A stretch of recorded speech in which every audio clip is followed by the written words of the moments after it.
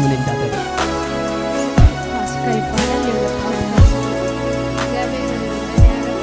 በጣም ብዙ ነገር ይሄ ተብሎ የሚወራ አይደለም እና ይሄን ላረገው እግዚአብሔር አንዴ ምስጋና አቅርቡ። አጨብጭቡ ባካችሁ። እኔ የተደረገልኝ ብዙ ነው፣ አልመሰከርኩም እስካሁን። እና ትላንትና የወራዊ ፕሮግራም ነበር። መተን ተካፍለን ስንሄድ የቆየ ነገር ነበር ሰው እጅ ላይ። ልክ እንዲስወጣ ተደወለ እና እየጠበቅኩሽ ነው ብሎ ሲለኝ ሄድኩኝ። ጨዋን ትንሽ እጄ ላይ ያረኩና ሄድኩኝ። ምን ላርግልሽ ምንድነው የምፈልጊው ተባልኩኝ። ከዛ አይ መልሼ ቤት ተነጋግሬ ነግራለሁ አልኩና ተውኩኝ። ለባለቤቴ ስነግረው የስካሁኑን ብትመሰክሪ ይሄም ቶሎ ይፈጥናል፣ የስካሁኑን ነገ ሄደን እንመስክራለን። ጧት አጋጣሚ እሱ ወደ ስራ ሄደ።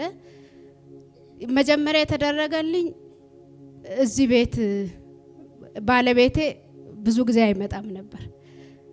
በሆነ ነገር ተጨነቅን። ስራ የተሰራ ገንዘብ ብዙ ገንዘብ እያለ አይመጣም፣ አይሰበሰብም ነበር።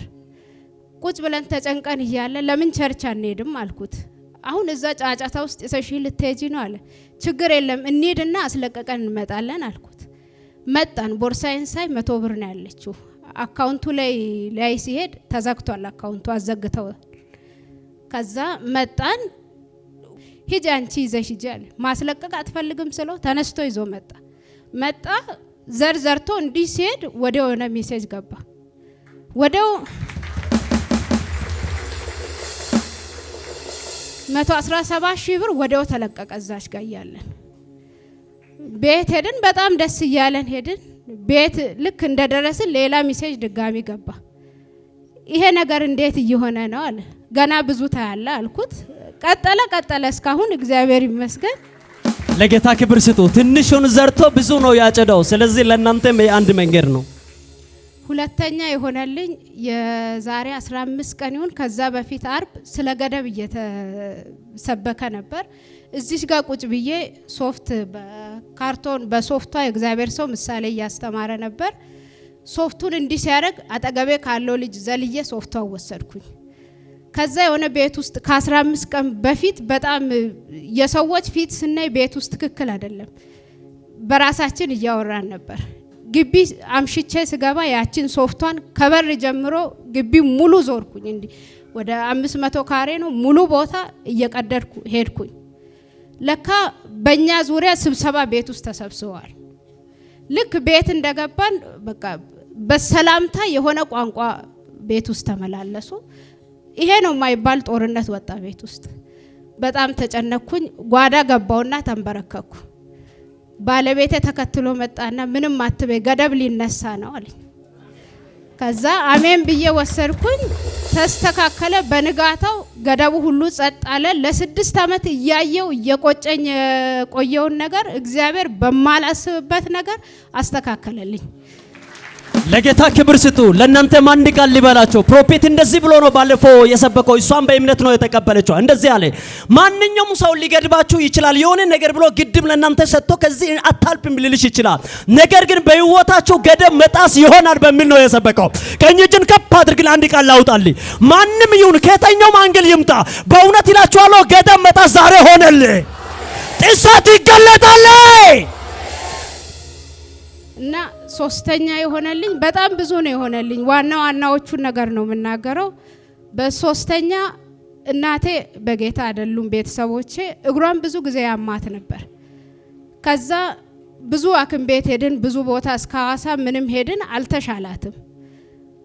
መጣሁኝ። እዚህ ሲጸለይ ውሃ ወሰድኩኝ። ወስጄ ብሰጣት እሺ ብላ አጠጣም። ቸርች ነኝ ብዬ ካልኳት እንደ እብድ ልዘይ ሄድሽ ትለኛለች። ስለማትቀበለኝ አልኩና ውሃውን ወሰድኩኝ። እግሬን ከፈረኩና እግሬ ላይ አፈሰስኩኝ። እስካሁን ሰላም ናት። በስርዓት እየሄደች ነው። ታነክስ ነበር። ከዚች እዚች መሄድ አትችልም። ሰላም ናት። ፈውሷ ተመልሷል። ሌላው ደግሞ እንደዛው ጉበቷ ላይ ጠባሳ ነገር ይታያል ተብሎ ሲያማት ማስታጠቢያ ሙሉ ነው ደም ነው እየጓጎለ የሚያስመልሳት የነበረው። ያን ሁሉ እግሯ እንደዛ የታመመችው በውሃው ከተፈወሰች ለምንድነው አሁንም ራሴን ይዤም አትፈወሰው አልኩኝ። ሲጸለይ ቦታው ላይ ያስኩኝ እስካሁን ቆመ። ባለፈው ደም ሲያስመልሰኝ አደረ ብላ ስትል ሄድን። ስንሄድ ማን ነው ጉበት ጠባሳ ጉበት ላይ አለ ብሎ ያለሽ አላት ዶክተሩ። እና እዚሁ አንተ ራስህ እኮ ነው ያልከው አልነው። እንደገና ታየች። ስትታይ ምንም አይነት ነገር የለም። እግዚአብሔር ፈውሷታል እናቴ። ሌላው ደግሞ ልጆቼ እዚህ ቤት ከመምጣቴ በፊት በተደጋጋሚ ይታመሙ ነበር። አንዱን ሐኪም ቤት ወስጄ ስመጣ ሌላው በንጋታው ይታመማል። ሌላውን ወስጄ ስመጣ ቤት ያሉት ሌሎቹም ይቀጥላሉ። ከዚህ ውሃ በመወስደው ውሃ አንዴ ትንሹን ልጄን አጠጣሁት። እሱ ድኖ አደረ። ቀጣይ ሌሎቹም ሲታመሙ መስጠት ጀመርኩ። አሁን ትንሽ ራስ ምታት ሲይዛቸው ውሃ የለም እንዴ እያመመን ነው ብሎ ይላሉ። እና ለኔ እግዚአብሔር ያደረገው ብዙ ነገር ነው። ቀጣይ ደግሞ ማመጣው ብዙ ትልቅ ምስጋና ስላለ እግዚአብሔርን አመስግኑልኝ። ክብር ስጡ ለጌታ። ይሄን ያደረገው ኢየሱስ ነው። ተባረኪ።